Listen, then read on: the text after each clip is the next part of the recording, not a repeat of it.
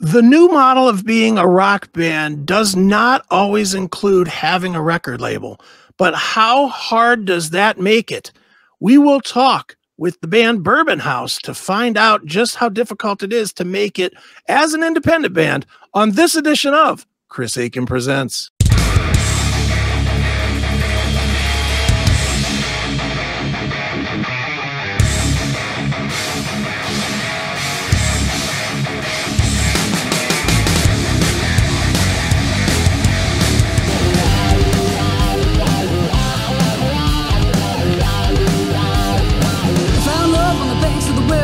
Blackwater said I'll be okay. Came for an answer to my sin, and rock bottom never felt so safe. Came here and I had my reflection, one wife and it washed away. I found love on the banks of the river, rock bottom couldn't take it away. It is CHRIS Akin Presents, and I, of course, am Chris Akin, and I know that any of you that follow my show know that I love new bands. I love breaking bands that you are not aware of, and I'm going to put out a special prayer to you all that you learn this one, because this is one of my favorite new bands that I have heard in the entire year. Their music is fantastic. I've gone back and listened to, I think, 3 albums worth of music just in the last 2 weeks to discover them. The band is called Bourbon House. They have a brand new single that is out, and I think that is going to be a pattern for them for a while of releasing singles, but we'll find out about that. The new single is called Resonate. You should check it out on YouTube right now, or maybe in about 30 minutes from now. We'll check it out. But for the meantime, what we'll do is we will talk all about it and talk all about the band with the vocalist of the band, Miss Lacey Crowe. Lacey, how are you? I'm great. How are you doing today?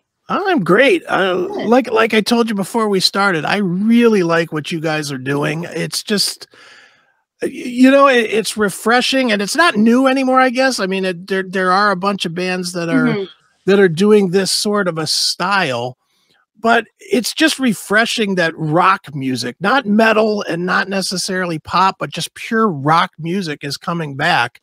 And I have to imagine that you and your band are probably lifelong rock and roll people, no? Yes, absolutely. And we're excited about all of the bands that are starting to really kind of push that, just like, not, I don't want to say old school rock and roll, because that just sounds, I don't know. It gives it a kind of a weird connotation, I think. But just like pure, authentic, just good rock and roll.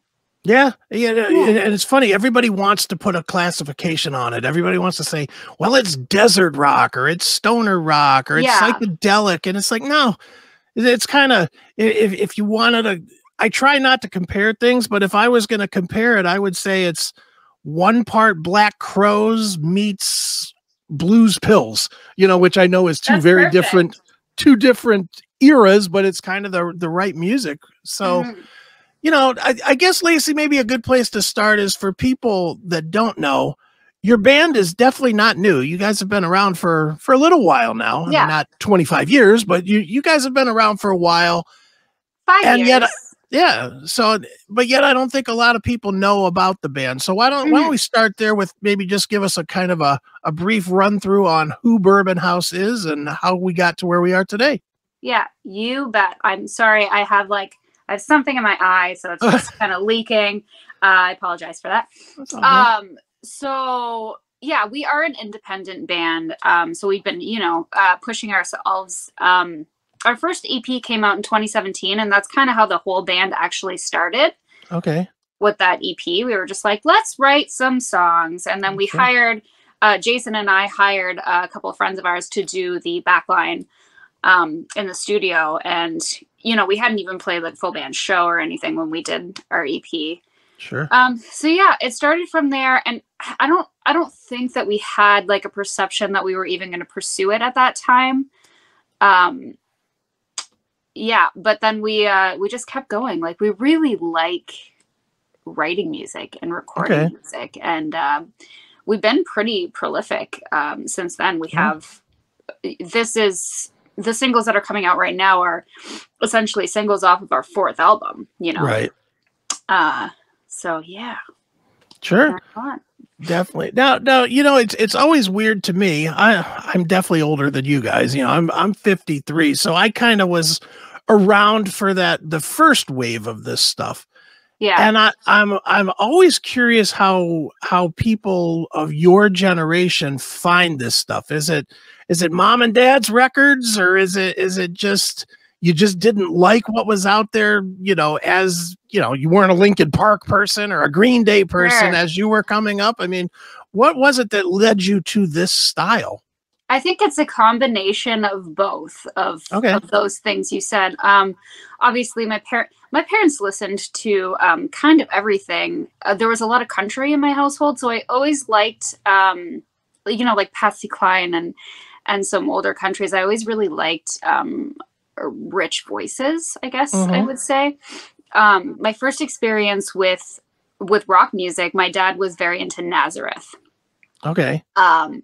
So I think hearing that, and then hearing, like you said, like Green Day or whatever, I was like, you know, comparing the both, I'm like, what am I going to gravitate toward here? Like this crazy vocal, or like this, I don't know, fun punk song. It was very, like, I think, natural. I can probably speak for, you know, for Jason too, for that, and the rest of the band. It's just something that resonates. Sure, definitely. Yeah. Now, Lacey, one thing that I think everybody knows, Wisconsin, not necessarily known as this big hotbed for rock and roll at all. You know, I can think of one other band I've ever even known from Wisconsin, which was a thrash metal band called Lazarus AD. But other than that, I don't remember any bands, you know, coming from Milwaukee or whatever. Yeah, I hear you.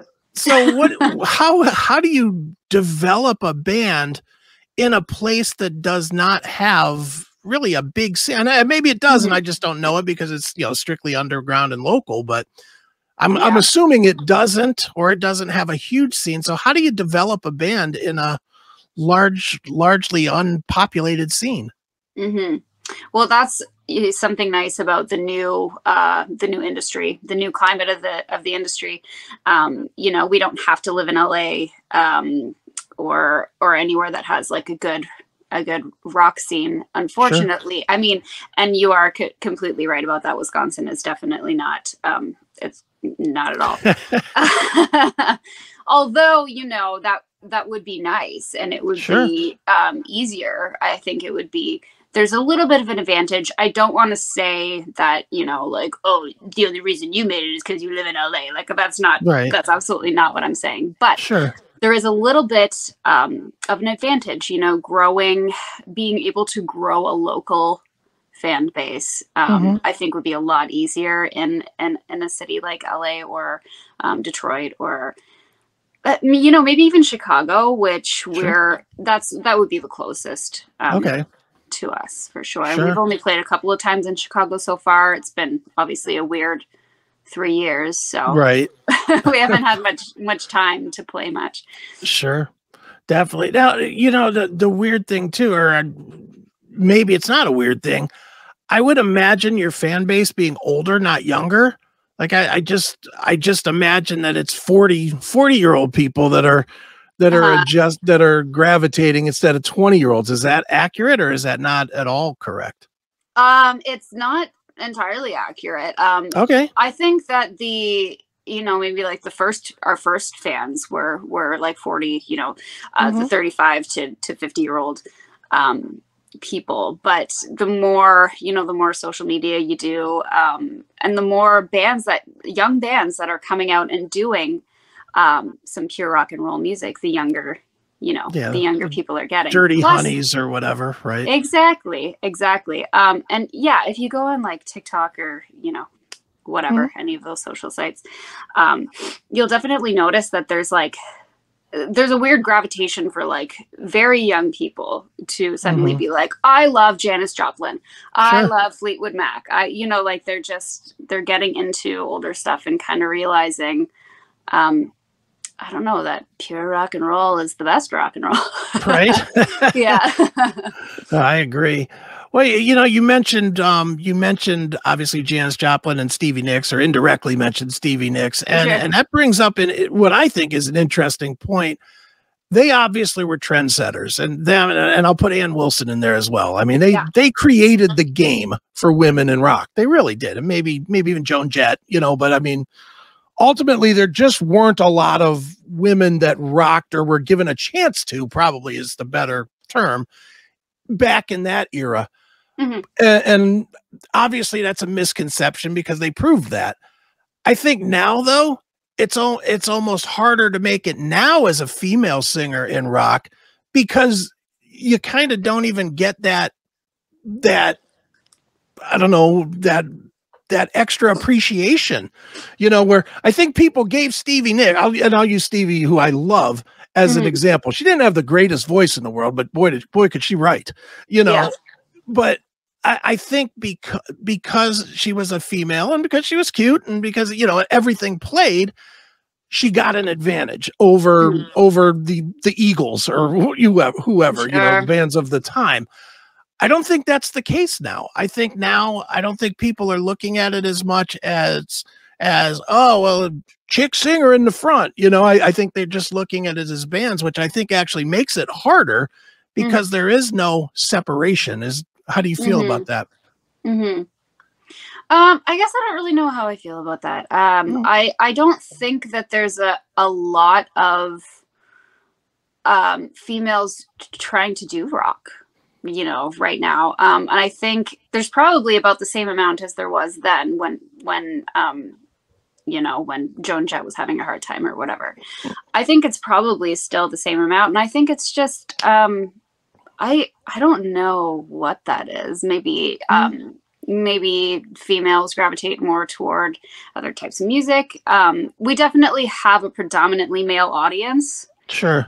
That's for sure. And I think that's just rock music altogether. I see what you mean, I guess. Like it used to be like maybe we could have used it as a selling point.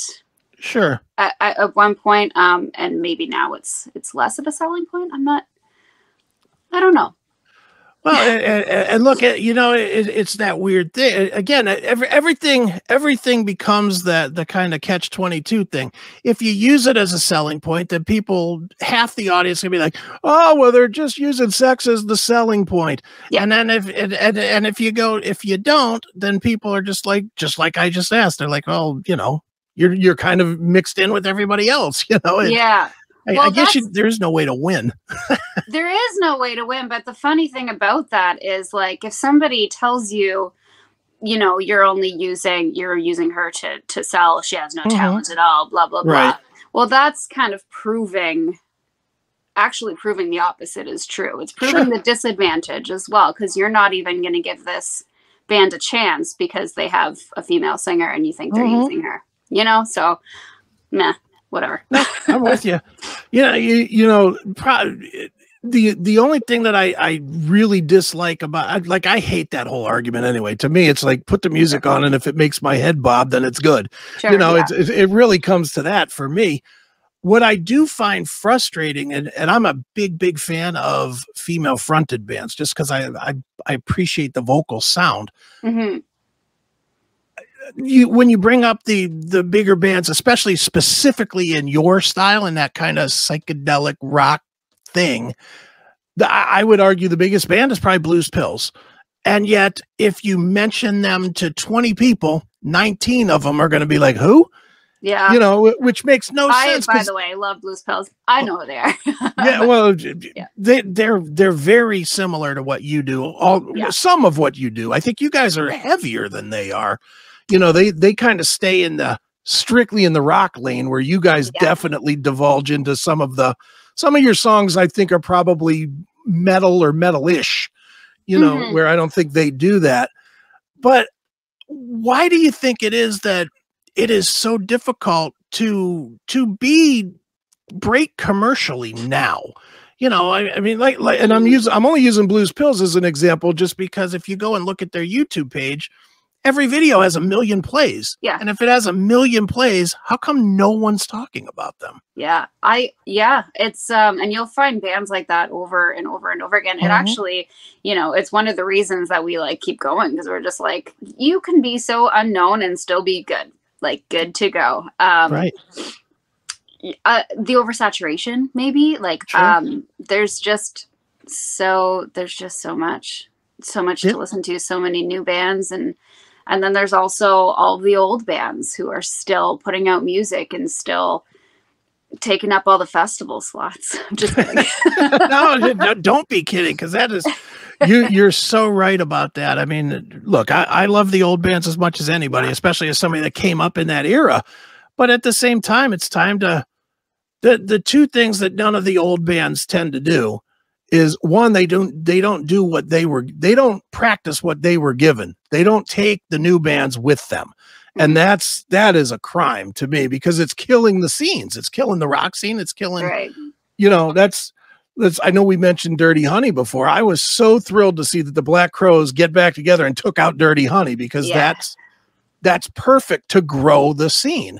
And, but that's few and far between these days, which has got to be frustrating for a band like yours, because a band like yours is that tour away from breaking into the mainstream market. Yeah, absolutely. I mean, that's what we're working on. Hopefully it happens soon. You know, we're gonna keep going though, and keep putting stuff out. And we have, like you said earlier, we're doing a pretty heavy release schedule until the end of the year. So we have 3 more songs coming after this last one, which is Out for Blood, actually, that just came out. Just came out today, which is an excellent tune. Well, I'll tell you what, Lacey, you guys are very video proficient as well. There's quite a few videos that are out there. Why don't we do this? Why don't we we'll give people a taste of we'll actually go back a year, and we'll go back to the Into the Red album, and we'll give people a taste of I Got Trouble. Oh, sure. Why don't you give us a little bit of backstory behind that song and behind that video, and then we'll play a little bit of it, and then we'll get into the new stuff. Sure. I Got Trouble is kind of our well, it's obviously like a slow blues song. Blues. That's what I almost said. It's kind of a, like, Since I've Been Loving You kind of, you know, we were trying to do like a, you know, I don't know, something that's very moody, you know. Right. The music video, our videographer has become very good with ideas. And once we sent her the song, because she knows that we're very like a mood based band, and we always want to, like, we want the video to match the vibe of the song. So she just says, like, basically the first thoughts that come to her mind. Okay. So she listened to the song, and she got back to me, and she was like, black and white 1940s burlesque. That's what's happening. I'm like, all right, sounds good. That one was a bigger production. And, I just remember walking into the theater and being like, how is this a Bourbon House music video? There was people everywhere on, like, scaffolding and stuff. And yeah, it was cool. Very cool. Well, let's check it out right now. This is I Got Trouble. It is not brand new. It's a year old, but it's a great video from the band Bourbon House. And we'll play a little of this, and we'll come back and talk all about it with Lacey Crowe.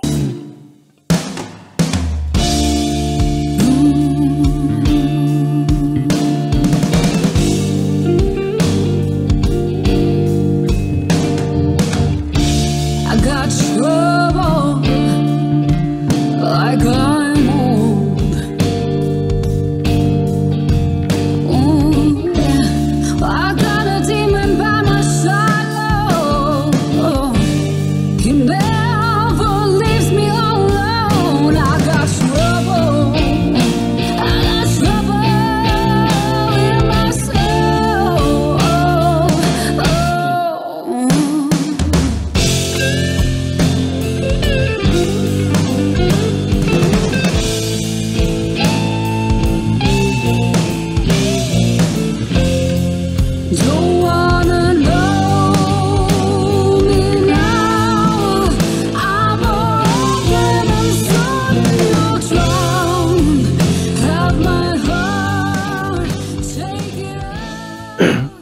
that was a little bit of I Got Trouble. That is a video from the band Bourbon House, who their current single that is out there that you all should be getting from the listening standpoint, I guess, would be Out for Blood, which came out literally today. So is there a video coming for that one as well, or a lyric video, or what are we looking at? Yep. Music video will be out tomorrow. Okay, cool. Which is September 2nd. Tomorrow? Yes. Yeah. Yeah. Very cool. So be out on our YouTube channel. Excellent. Very good. Now the video previous, which was Resonate, that is just such a cool song and a cool video. It's just, of all the songs that I've listened to from you guys, I think it is the most closely encapsulating what your style is for the most part. So talk a little bit about that song and creating that one. Well, we really wanted to create something that was just like very, upbeat and fun, and is like very obviously is like, okay, we're inspired by this, like you can hear the Stones in it, you can hear Led Zeppelin, you can hear all of those bands, and the song essentially is about that. It's about that feeling that you got, or that you get from hearing something that really clicks with you. Sure. That's the lyrics, and that's the whole thing, and that's the vibe of the the video too. We're just like, let's just have fun, let's play some old school video games. Sure. And be really authentic about it. Like, we really plugged in, we really performed, we really played, although we didn't play for very long, but we really played. Right. Yeah. Very cool. Now, how do you guys write? Is there a riff that comes and you build off a riff, or do you come up with a lyrical piece and then they write, then the band writes around it? I mean, how exactly do you create your music? Yeah, it's not always the same. Both ways go. Usually though, it is a riff that Jason will have. It's Jason and I who write the songs, and then I'll try to come up with a melody, and then probably words after the melody. Sometimes I have a melody and lyrics with no music behind it whatsoever. I'm just like, let's try to put something like this together. And sometimes we're just like playing at the same time. So he'll just start playing something, and then he'll change, and he'll keep changing, and then I'll be like, stop right there. Right. Yeah, usually. And then we'll bring it to the band after that. Sure. It's actually interesting because the one thing that you guys have done in the past is released unplugged versions, which made me think that everything starts from a vocal. Because a lot of times when you have the ability to seamlessly change from unplugged to plugged, it's usually because you have a vocal melody first, and then you can make it go a couple of different ways. So it is interesting. I'll tell you why that works. It's because that's how we write it. We write it acoustic before we make it an electric song. So that's good for you for picking up on that, though. Well, yeah, that's why they pay me the big money. Nice. Well, Lacey, like we said, you're obviously going with singles right now for the I guess the next few months, from what I understand. So talk a little bit about that decision to not just do here's the 3 songs, here's the album, and decide to kind of build it with more of a groundswell or a more grassroots following, even though you're already somewhat established. Yeah, it's just a strategy, I guess. We haven't really tried this before. We've done the whole singles before album thing, but they were never like this close together. Sure. We have time right now, and we're just, developing and growing the audience for the next album, I guess. Sure. Now, with previous videos anyway, and obviously the singles as well, I'm guessing here, so you can tell me I'm completely wrong. Sure. But I'm guessing that a lot of times you purposely picked songs that were different from the last song that you that you did. Like, you know, like I'll point to Deep in the Water as a perfect example with the crazy serial killer like video. You know, it's very different from everything else that you have out there video wise, which I thought was probably intentional, you know, to showcase a different side of the band. So is that kind of what you're going for this time, is to show 4 or 5 different sides of the band before giving everybody an EP or an album? That's absolutely what you're going to get. Every song is quite different from the one before for these 5 songs that are coming out. But yes, then we also have, you know, another 5 that are on the album that'll, you know, kind of cohesive, like make it cohesify is not a word. Tie everything together. Sure.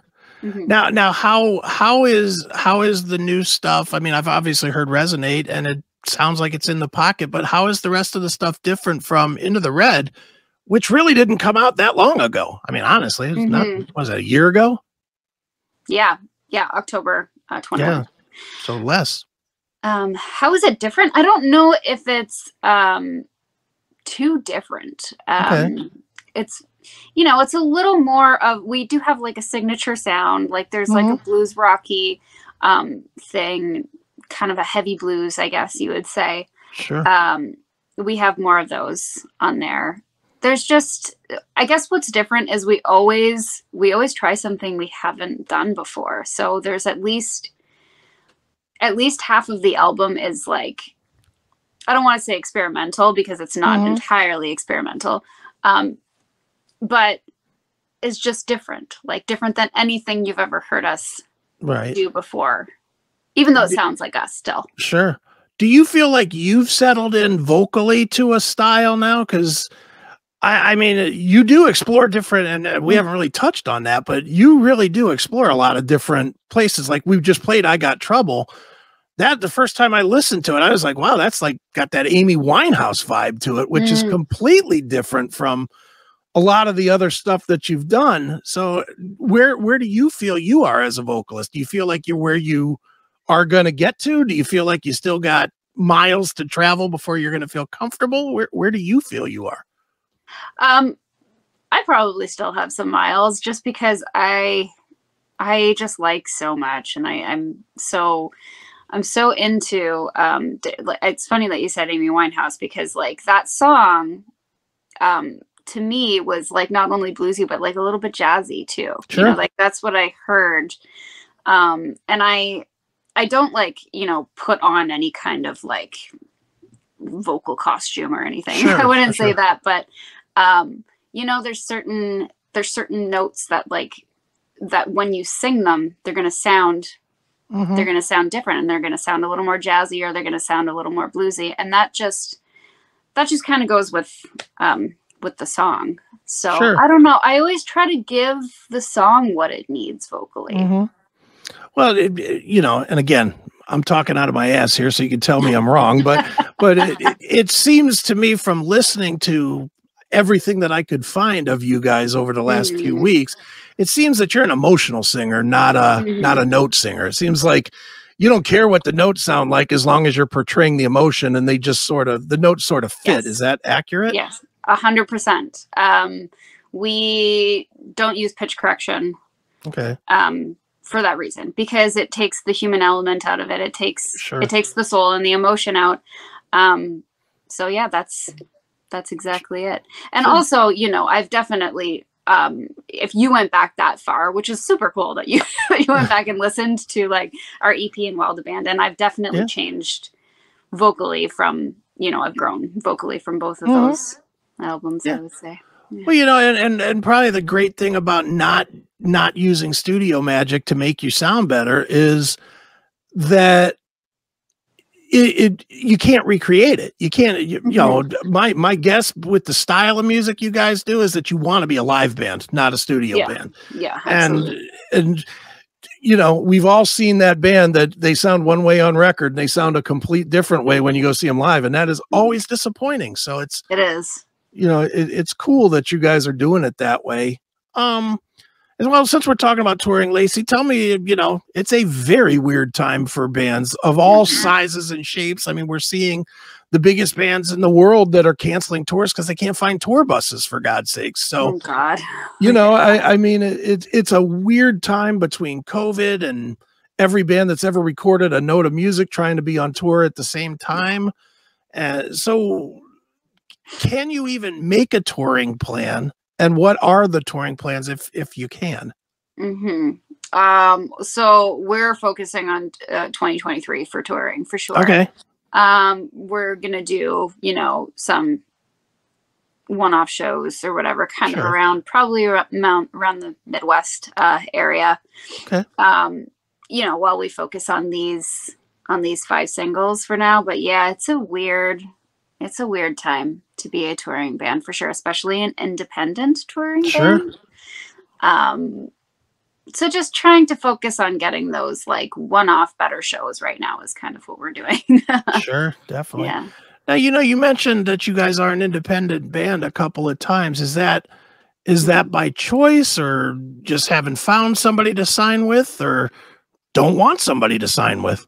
So it's kind of both. We have worked with people, and, you know, decided that, and I don't know if this sounds like really bad to be like, we're doing it better ourselves, but that's just who we've, you know, we've worked with, in the past.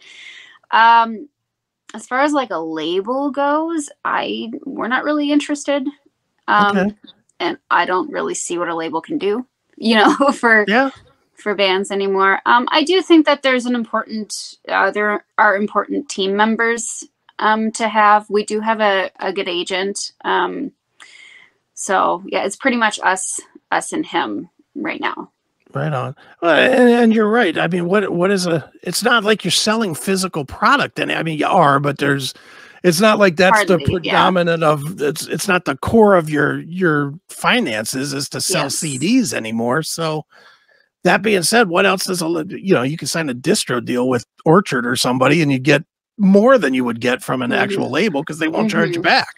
But you know, it's just, it's so, and again, this has nothing to do with you guys as much as you're just a part of this industry right now. Seems like everything is in flux now, at least to me as an outsider. It seems like there's no clear path on, well, this is how you have success and this is how you tour successfully. This is how you have radio hits. You know, seems like everything is just kind of thrown up in the air, and wherever it lands, it lands. That's got to be frustrating for a new band that's actually trying to take the right steps to cut their own path. No?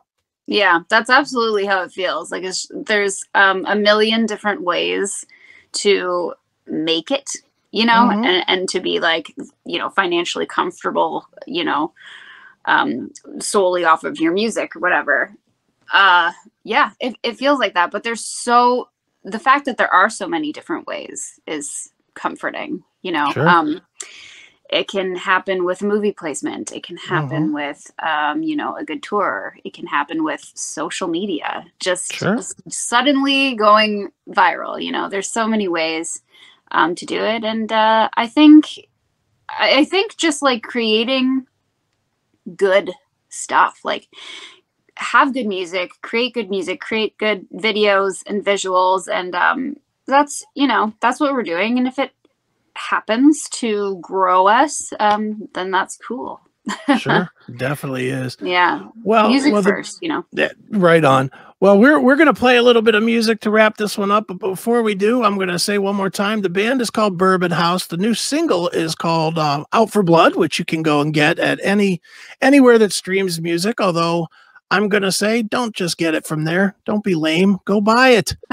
And and I'm sure, Lacey, you could tell me everywhere that people can buy not only the new song, but the, you know, past product and all that. So where should we direct people to go to keep up with you guys and to buy product? Buy, B-U-Y, buy, not stream, you know, all that stuff. Yeah. So if you wanted to actually get a physical album, we do have some of those. So our latest one, Into the Red, we'll have it on our store. We have an Etsy store actually for it, which is interesting. And we can sign them for you. So if you go to our Facebook page, that's Bourbon House Official on Facebook. We're very active on that, as well as Instagram, also Bourbon House Official. We're also on TikTok if you want to keep up with us there at Bourbon House Band. All right. Twitter, we are Bourbon House _. And if you just go to bourbonhouserocks.com, you'll find anything and everything you need. Links to our merch, links to go buy the song on Apple, Amazon, Spotify, iTunes, Deezer. All the places. Anywhere. Yes. Right. Well, one more time, the band is called Bourbon House, and the video we're going to play to wrap this up is the latest video until tomorrow. But the latest video that's out there, it is called Resonate. And Lacey, what can you tell us about this video to wrap this interview up? This video is just fun. It's just us having fun in a very old haunted house that my friend owns. Very cool. Yeah. Nice. Well, let's get haunted right now with the band Bourbon House. This is Resonate, and this has been Chris Akin Presents. Thanks so much, Lacey. Thank you.